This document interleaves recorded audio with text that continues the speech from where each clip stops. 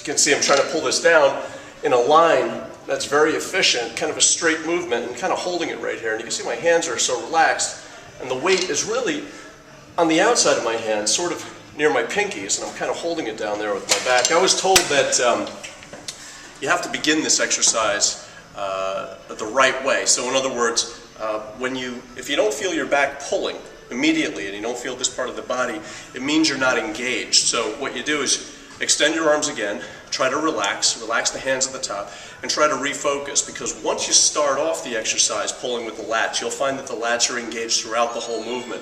If you start off and you don't feel the lats, you're probably not going to feel it throughout the rest of the movement. So I think it's really important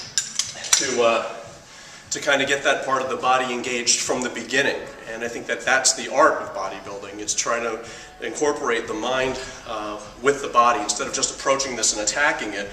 And you don't want to use heavy weights in the beginning. You want to use something that's manageable, or not necessarily light, not necessarily heavy, but something you can manage. And I think the goal is to try to get accustomed to using this as a tool and accomplish some level of mastery with this tool, and then move on to a heavier tool. And I think that's really the key to efficient bodybuilding, and also trying to incorporate the mind into your training. I'm going to do one more set because this is actually feeling pretty good here. My hands are a little bit further than shoulder width apart, and again, this bar, I'm trying to make sure that this comes down in a perfectly straight line as compared to this way.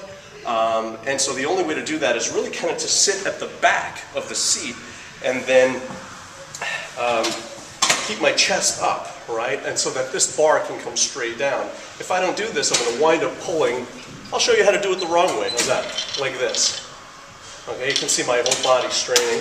If I sit at the back, keep my head up, chest up, and let this bar kind of come down this way. And the only way to really kind of do this is to really start off with a lighter, manageable weight, and then you can move up once you've mastered this weight. So here we go. Try it again.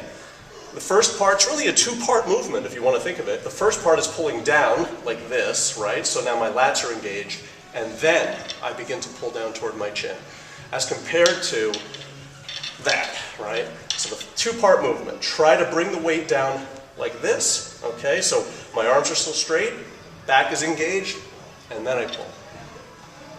Hold it there with the back, not a lot of tension in the fingers.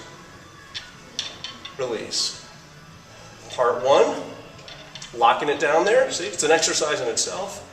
Part two, bringing it down to the chin, holding it there with the back. Oh my gosh, when I do a demo, I really feel it.